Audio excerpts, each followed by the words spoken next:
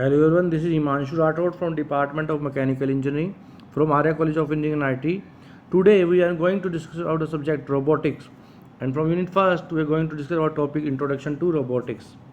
In our lecture third, we are going to cover the topics are human arm characteristics, manipulation and control. Human arm characteristics. The industrial robot, though not similar to human arm, draws inspiration for its capabilities from the latter.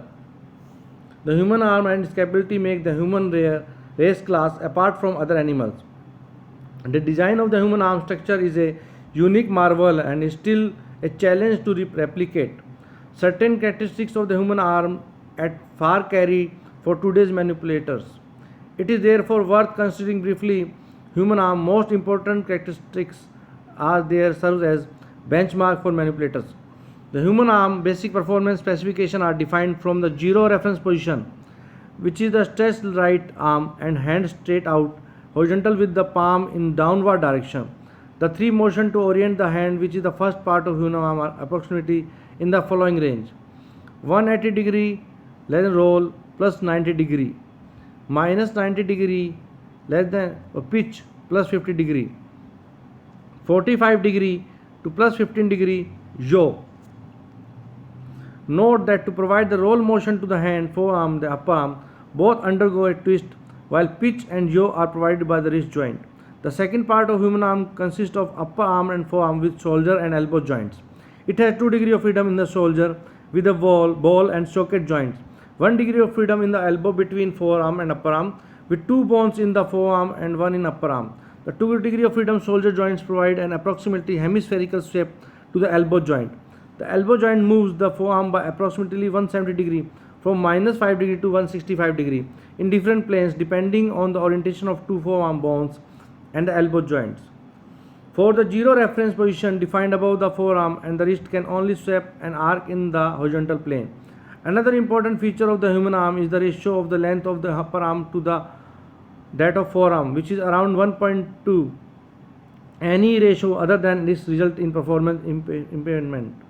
A mechanical structure identical to the human arm with 2 degree of shoulder joint, 3 bones elbow joints, 8 bones wrist joint with complicated jointry of each bones and joint is yet to be designed and constructed. The technology has to go a long way to replicate human arm bone, shape joint mechanism to power and move joint motion control safety all above the self repair. Now manipulation and control. In the analysis of spatial mechanism manipulator, the location of links and joints and effector degree actors in 3D dimensional space is continuously required mathematical description of the position and orientation of links in space and manipulation of these is naturally one topic of immediate importance. To describe position and orientation of body in space, a frame is attached to the body. The position and orientation of this frame with respect to some reference coordinate frame called base frame mathematically describes the location of the body. Frames are attached to joints, links and effector and workpiece in the environment of the robot. To mathematically describe them, illustrated figure 1.19. Consider the simplest non-trivial two-link planar manipulator of figure 1.20 with the link lengths L1 and L2 and assume that the joint angles are theta 1 and theta 2 and the coordinates of end effector point P are x and y.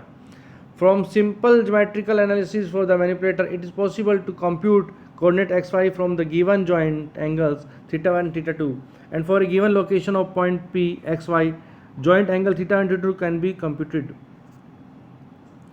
The basic problem in the study of mechanical manipulation is of computing the position and orientation of end effectors of the manipulator when the joint angles are known. This is referred to a forward kinematic problem. The inverse kinematic problem is to determine the joint angles given the position and orientation of the end effector. A problem that can be faced in inverse kinematic is that the solution for joint angles may not be unique. There may be multiple solutions. This is illustrated for the simple planar 2 degree of freedom manipulator in figure 1.20.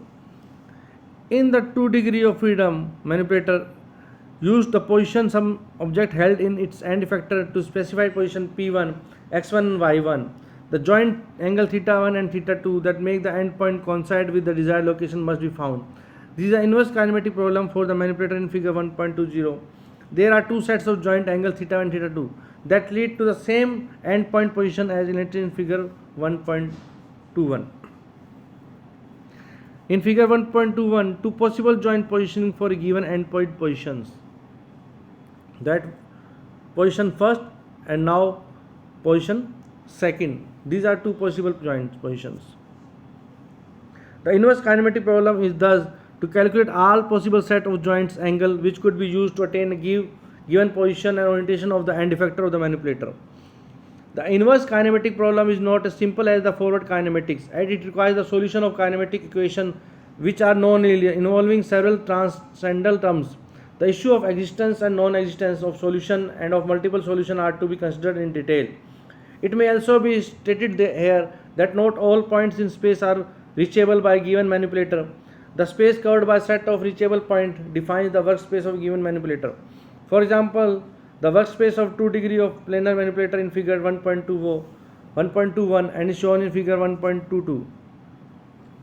This is the workspace of 2 degree of freedom planar manipulator.